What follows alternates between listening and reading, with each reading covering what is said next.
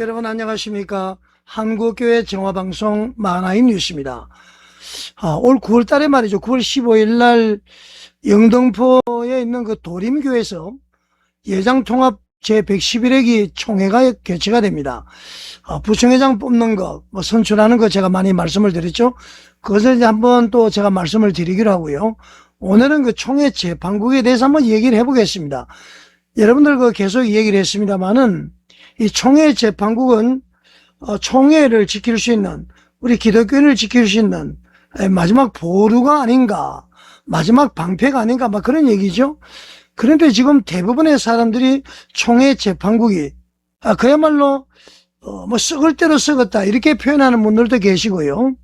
이 완전히 지금 총회 재판국을 해체를 해야 된다 그런 분들도 계시는 것 같습니다.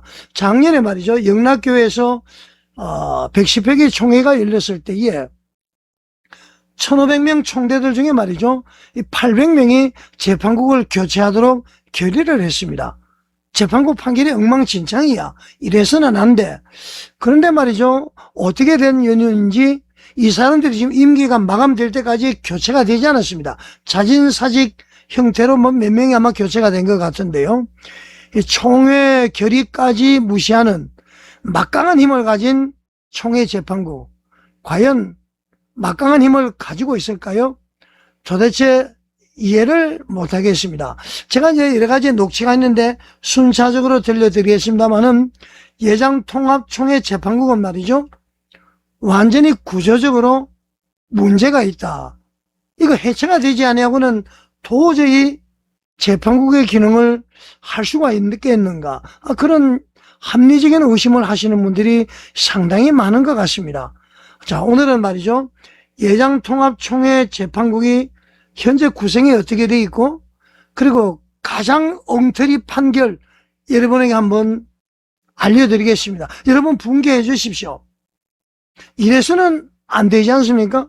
교회가 말이죠, 세상의 어떤 도덕적 기준도 따라가지 못하고 있습니다. 그러니까 개신교, 천주교, 불교, 여기서요, 이 개신교가 대국민 신뢰도가 15% 밑으로 떨어갔습니다.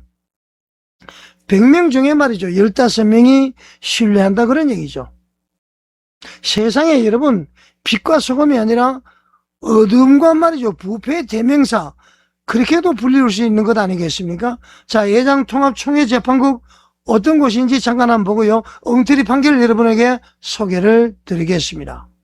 자, 여러분, 대한예수교 장로회 예장통합청 홈페이지인데요, 재판국을 한번 들어가 보겠습니다.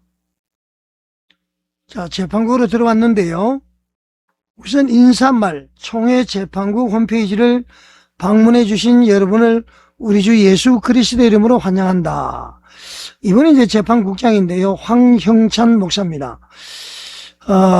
이분이 그 인사말을 한번 볼까요? 제110회기 재판국장의 책무를 맡게 되어서 책임이 무겁다. 재판은 성소자가 있으면 반드시 패소자가 있기 마련이다. 당연한 얘기죠.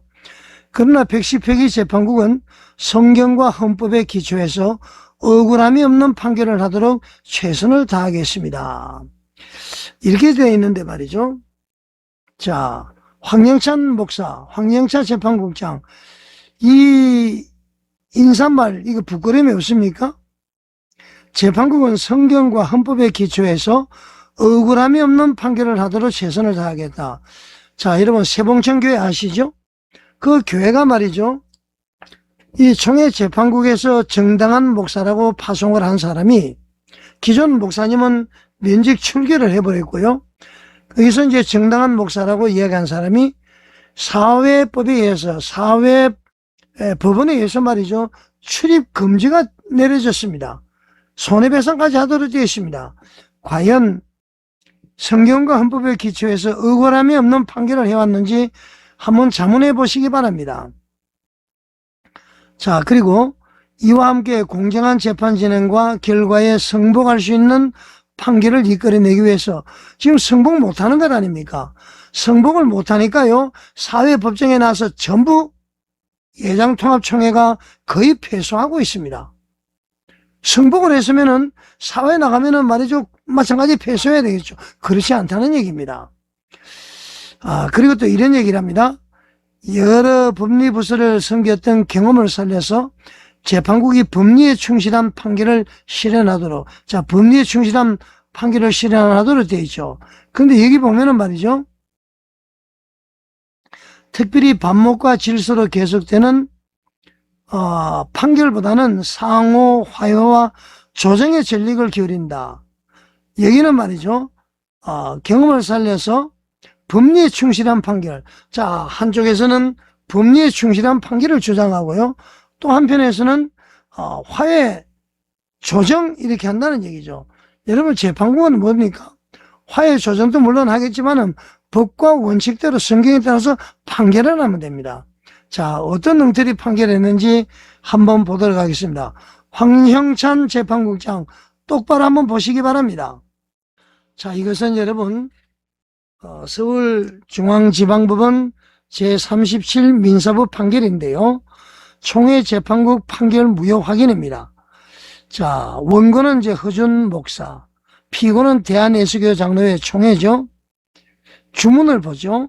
피고가 그러니까 예장통합총회 재판국이 24년 12월 17일 날 원고 허준 목사에 대해서 목사 면직에 처하고 봉천교회에서 출교에 처한다라고 한 판결은 무효임을 확인한다. 이렇게 지금 선고했습니다. 그러니까 허준 목사를 면직 출교한 것에 대해서 그 판결은 무효야. 이렇게 이제 판결한 것입니다. 26년 7월 9일 날 판결이 이루어졌죠. 자, 그리고 두 번째, 피고는 대한예수교 장로회 총회는 원고 허준 목사에게 2천만 원을 지급하라. 그리고 소송비용 10%는 예장통합총회가, 나머지는 피고가 부담한다. 그러니까 소송비용까지 지금 물어주게 생겼습니다. 자, 그러면은 말이죠. 예장통합총회가 재판국이 어떤 판결을 했는지 한번 보겠습니다. 이 서울중앙지방법원의 판결문이 들어있습니다. 대한예수교 장로회 총회 재판국 판결, 사건명 서울관악노회 소속 허준 목사 총회 재판국 성상죄과 적시 판결. 이거 성상이라는 말이 틀렸습니다. 석상입니다. 석상. 재판국 자리에서의 죄가 그런 것인데 이 글씨도 제대로 못하고 있습니다. 여러분. 자, 예장통합총회에서 주문 허준 목사를 면직에 처한다. 허준 목사를 봉천교회에서 출교에 처한다.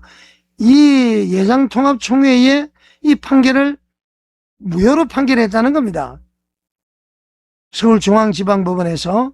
자, 그래서 죄과 사실은 총회 재판국에서 허준은 24년 7월 9일 총회 재판국 재판 당시 헌법권증 제6조 3항에 의거되는 죄과를 총회 재판 석상에서, 석상으로 되어 있죠? 근데 아까 여기는 보면은 어떻게 되어 있습니까? 총회 재판국 성상, 이 글씨도 지금 이렇게 오타가 나오고 있습니다. 재판국 석상에서 범한 바, 자, 권증 6조 3항에 대한 죄과를 범했다는 겁니다. 그래서 다시는 이런 일이 발생하지 않도록 일벌백계로 다스린다고 그랬습니다. 자, 헌법권증 6조 3항이 어떤 건지 한번 보겠습니다. 제6조 책벌의 원칙 3항, 재판의 석상에서 범한 제3조 제10항의 범죄에 대하여는 별도의 고소 및 기소 없이 즉시 판결로 책박할 수 있으며 피고인의 경우는 본죄와 병합하여 가중처벌할 수 있다. 그러니까 제3조 10항의 범죄에 의해서 허준 목사가 면직 출교가 됐다는 겁니다. 자, 그럼 제3조 10항을 한번 보겠습니다. 어떤 죄과인지요? 3조 10항 7위회 석상에서 7위회 석상이나 교회의 재직회 또는 공동의회 석상에서 폭언, 협박, 폭행, 상해, 재물 손괴 행위입니다. 그러니까 재판국 석상에서 폭언을 하고 협박을 하고 폭행을 하고 상해를 가하고 재물 손괴를 했다. 이 혐의에 의해서 말이죠. 바로 허준 목사를 면직에 처한다. 허준 목사를 봉천교회에서 출교에 처한다고 그랬습니다. 자, 그런데 말이죠. 서울중앙지방법원, 아까 보여드렸죠? 다시 한번 보여드리겠습니다. 서울중앙지방법원. 총회에서 말이죠. 허준 목사에 대해서 면직 출교한 것에 대해서 이 판결을 무효를 한다. 그렇게 선고를 했습니다. 자, 그러면 여러분, 총회가 말이죠. 재판국에서 허준 목사께서 폭언을 하고 협박을 하고 폭행을 하고 상해를 입히고 재물 손괴한 행위가 없다. 없기 때문에 이 판결을 무효로 한 것 아닙니까? 자, 판시 내용을 한번 보겠습니다. 설시라고 그러죠? 설명해서 보여준다. 한번 보겠습니다. 원고가 24년 7월 9일 총회 재판석상에서 폭언, 협박, 폭행, 상해, 재물 손괴 등 행위가 있었다고 볼 만한 어떤 증거도 찾아볼 수 없다. 그러니까 여러분, 총회 재판석상에서 허준 목사가 폭언을 했거나 협박을 했거나 폭행을 했거나 상해를 입혔거나 재물 손괴라는 행위가 없다. 그런 증거가 없다. 그런 얘기입니다. 오히려 위 녹취록 등에 의하면은 원고는 허준 목사는 자신의 입장을 설명하려고 했던 것일 뿐인데 폭언, 협박, 폭행, 상해, 재물 손괴 행위를 저지르지 않은 것으로 인정된다. 그렇게 했습니다. 자, 녹취록이 바로 이거죠. 자, 여기서 보면은 허준 목사가 말이죠. 반론을 하겠습니다. 그러니까 이석범이라는 재판 국원이 말이죠. 하지 마세요. 하지 마시고 여기서 연설 들으러 온 것이 아니라 반론을 못하게 합니다.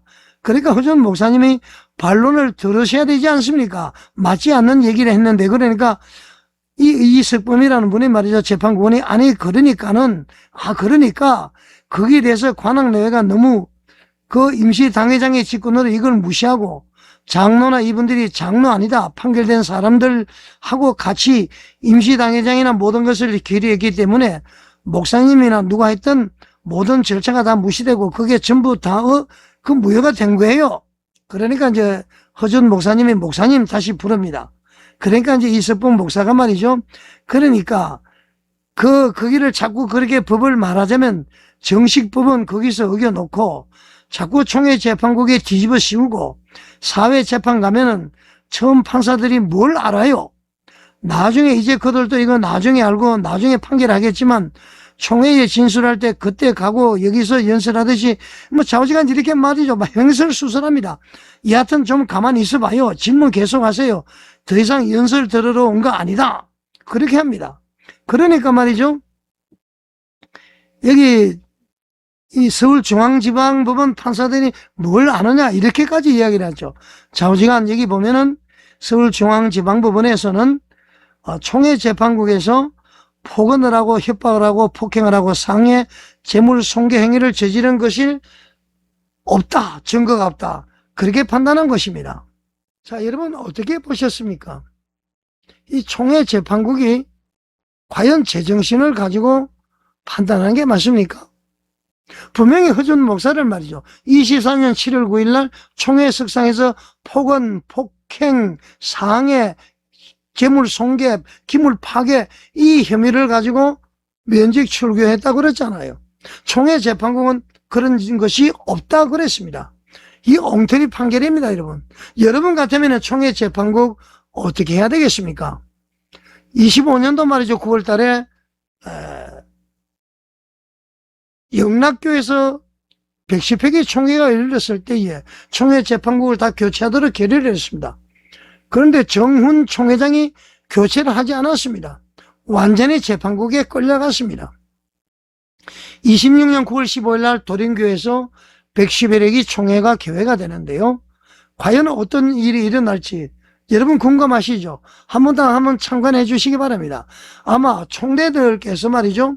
1500명 총대들이 이 엉터리 재판에 대해서 반드시 책임을 물을 것입니다. 여러분은 어떻게 생각하십니까? 자, 더 가관인 걸 한번 말씀을 드릴까요? 이런 판국에 말이죠. 패소를 했는데 항소를 했습니다. 진짜 부끄러운 줄 모릅니다, 여러분. 그 항소 한번 보겠습니다. 대한민국 법원에서 검색을 해보니까 말이죠. 2016나 20245로 기록이 되어 있는데요. 지금 이렇게 항소가 되어 있습니다. 항소. 여러분, 이게 과연 총회에서 할 일입니까? 이게 이 정도 되면은 재판석상에서 폭행, 폭언, 상해, 재물 파괴가 없는 것이 명백함에도 불구하고 이걸 지금 항소를 했다는 겁니다. 진짜 부끄러움을 모르는 것이죠. 자, 총회재판국 황영찬 국장. 자, 법리부서를 섬겼던 경험으로 충실한 판결 이거 했습니까? 물론 이 당시에는 이 황영찬 이 재판국장이 당시에는 재판국 서기였습니다. 국장은 박문순 목사였는데요. 당연히 책임이 있죠. 자, 그때 그렇게 판결 오류가 났으면 지금이라도 제대로 판결해야 될 것 아닙니까? 폭행, 폭언, 상해 없었는데 그거 있었다고 판결했다는 얘기입니다. 여러분, 저희 만화의 뉴스가 말이죠. 한국교회의 정화와 갱신을 위해서 열심히 나아갈 수 있도록 여러분 기도 부탁드리겠습니다. 그리고 후원도 좀 부탁드리겠습니다. 우리 한국교회 말이죠. 반드시 기경이 될 수 있도록 정화를 하고 새롭게 세울 수 있도록 최선의 노력을 해보겠습니다. 자, 여러분 시청해 주셔서 감사드립니다.